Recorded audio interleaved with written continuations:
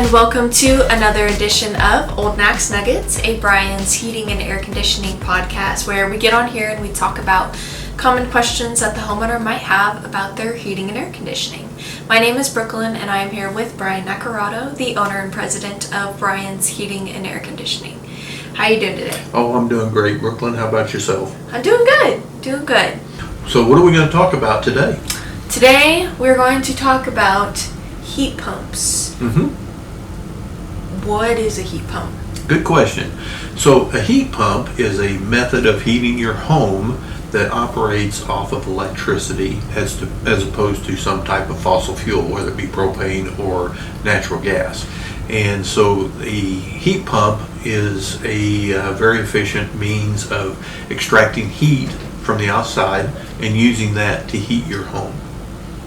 So how is a heat pump different than an air conditioner? Because they look like almost identical. Yeah, and so from just looking at it, the two units set side by side, you really can't tell the difference between an air conditioner, what we call a condenser, or a heat pump.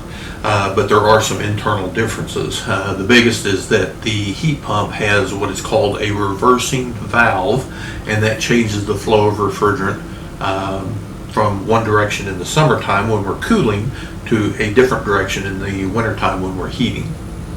So if I'm understanding you correctly, instead of a typical air conditioner furnace setup where the furnace kind of takes care of heating the home, the heat pump outside takes care of heating the home? That is correct, yeah. And so one of the biggest things that many people struggle with understanding is that it's 30 degrees outside. They say, well, it's cold. How can it, there's no heat out there for it to heat my home.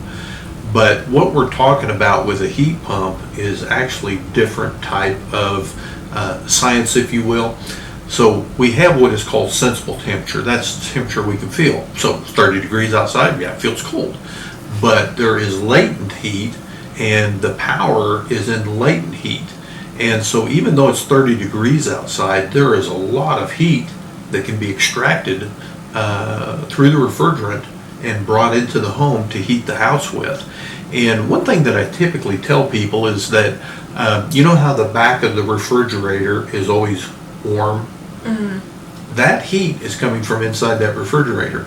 And they look at me and they say, well, it's cold in there. How can that be? But that's how the science behind a heat pump works. And for those of you that had chemistry class, in high school or college, it's a little easier concept to grasp. But for a lot of people that didn't have chemistry, they think of heat in terms of just sensible heat and not the latent heat that we can get with the heat pump. I guess it makes sense. I mean, if you're looking at like absolute zero, 30 degrees Fahrenheit is way above that. So I guess it makes sense. Yeah, there's always heat to be gained. Now, one of the things that you run into is that the colder it gets outside with an air source heat pump, then there is less heat available for that unit to extract. And so we always have to have some type of backup heat for when it really gets cold outside. So what's the backup heat for that then? So good question. Lots of different options. So first of all, let me do this. Let me run down the different types of heat pumps that are available. Okay. So typically when we're talking about a heat pump, in most cases we're talking about what is called an air source heat pump. That's the unit that sits outside. It replaces your air conditioner. It's there in lieu of a condenser outside, and it's gaining heat from the ambient air. And so that is an air source heat pump. With that air source heat pump, we've got to have some type of backup, and that can be electric, what we call resistance heating or strip heat backup. In many cases, we refer to that as a full heat pump system. Now, we also have what we call dual fuel heat pump systems. And we still have that same unit outside, but now we have either a natural gas or a propane furnace inside for the backup. And so we do a lot of dual fuel applications. One nice thing about the dual fuel is that you can kind of control your heating costs a little bit depending on the rate of natural gas and propane versus electricity. And so there's some balance that you can gain there. Now, anytime we have a full heat pump where we have the electric furnace back up, when it gets really cold out, the heat pump's still running, but the electric strip heat comes on to help supplement that. When we have a dual fuel system, it's an either or situation. So we have basically what we call an economic balance point. At what temperature outside is it more economical to shut the heat pump off and strictly run off of the gas furnace inside? And in many cases, when we plot those numbers in on a graph, they come in at about anywhere from about 10 to 18 degree outdoor temp. So what that means is until it gets that cold, that heat pump's actually more economical to operate than the gas furnace. Now, the one thing people always say is that, well, it runs all the time. Yes, it is, but the amp draw is very, very low when it's running. And people a lot of times will equate my air conditioner runs a lot in the summer and my electric bill's really high. If the heat pump's running a lot in the winter, then my electric bill's going to be really high. But the fact of the matter is that in the heating mode in the wintertime, the amp draw of that heat pump is much, much lower than what it is in the summertime when it's running as an air conditioner. And so, again, we've got a full heat pump, air source heat pump. We've got dual fuel air source heat pumps. Then we get into geo heat pumps. And geo heat pumps is kind of a wide range of different types of heat pumps that are using either the Earth's temperature, or they're using groundwater to provide the heating for the house. Now, subsequently, we're also rejecting that heat into the earth or into groundwater when we're in the cooling mode and we're trying to cool the house down in the summertime. We've got to have somewhere for that heat to go. So we either reject it into the earth or we reject it into groundwater. And then when we get into the water source type geo heat pumps, we have open loop and we have closed loop. So open loop in many cases is called pump and dump. We're bringing well water up. We're rejecting heat into it in the summertime. We're extracting heat out of that water in the wintertime, and then we put the water back into a disposal well. What is that called, that water source down at the bottom where they take that pump basically and stick it down in there? What is that called? Are you talking about the well that supplies the water? No, the water down in there. What's that? The water table. Water table, yeah. Freaking the water table. So a water table. Water table. So the open loop takes the water table and they go down into the water table, and you're just pumping water out. So a well brings the water out of the water table, and then again we're either putting heat in or extracting heat out, depending on whether we're heating or cooling. And then once we're done with that water, there's a disposal well, so the water goes back into the water table. So we're not actually depleting the water table with an open loop.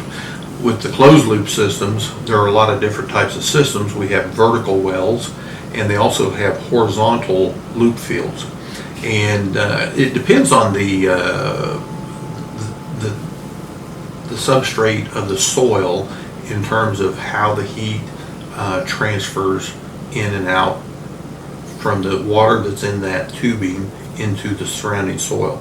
Are we extracting heat well, and are we rejecting heat well, or is the soil not conducive to good heat transfer? And so there are different parts of the country that these work out really good, and there's other parts of the country that maybe they're not quite so good. And one of the things that happens is that over time that soil may actually pull away from that pipe, and now we can't really transfer the heat out of it or into it very well. So pros and cons with each one, but again, we got a lot of different kinds of heat pumps out there. Predominantly, the one we do the most though is an air source heat pump, and either a full heat pump or a dual fuel type setup. Makes sense. Okay, so obviously I'm no HVAC wizard or, genius or whatever, but I have been around these folks for a while now, so I have heard discussion where people will say that us here in the Midwest in Kansas, that heat pumps are not the way to go and that they don't work or whatever. How do you feel about that? Well, and we hear that quite a bit. And the truth of it is that heat pumps have been around for a long time. There are certain areas around here where heat pumps were being put in back in the 60s.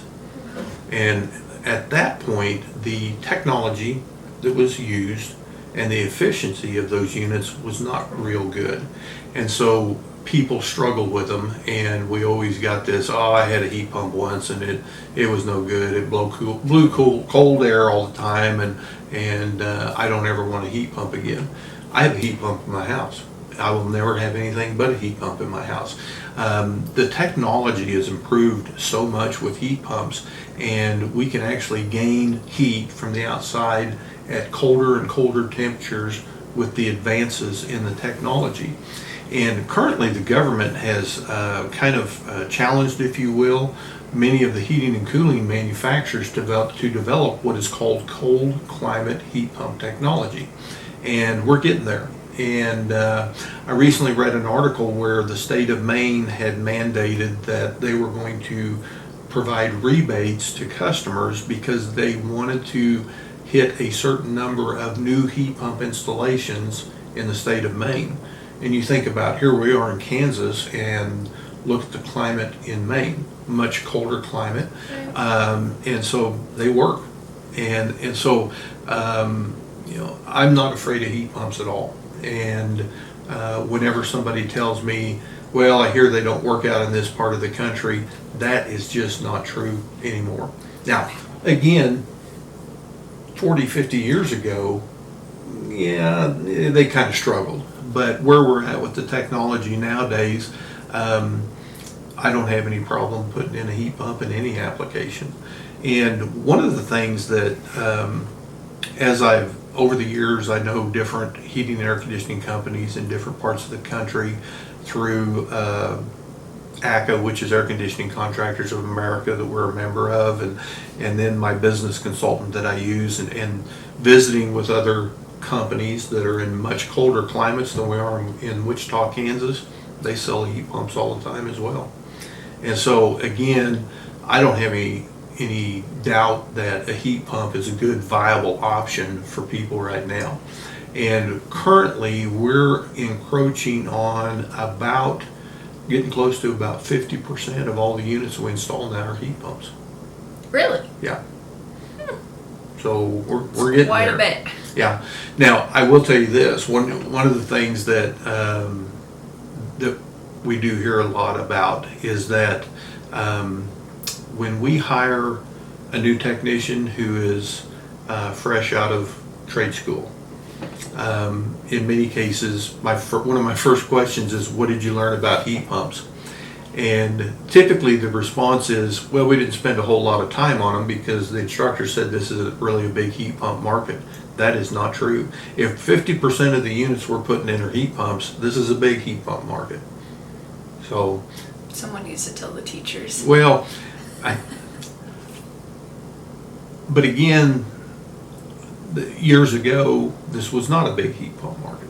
But like I say, things have changed. Yeah. And again, it all boils down to the efficiency of the units and the technology that is utilized to achieve that efficiency. And nowadays we have inverter compressors that the colder it gets, they actually speed up. Whereas years and years ago, a compressor was just one speed, ran the same speed no matter what the temperature was. And so again, we have technology that helps us gain more heat down to colder temperatures. So again, it's a great viable option for homeowners. So basically, don't listen to the internet. Talk to your HVAC guy, Yeah. and he'll tell you what he thinks because he's probably got more experience. Well, that is a lot of knowledge on heat pumps that I did not know. Hopefully you did not know, and now you do. Got a new wrinkle in your brain today. So Yeah. All right. Well, thank you, Bryan, for sharing. You bet. Glad to do it. Yeah. Hey, by the way, before we get out of here today, what did the dad buffalo say to his son buffalo when he was heading off to college? Bye, son. Till next time, Old Knack out.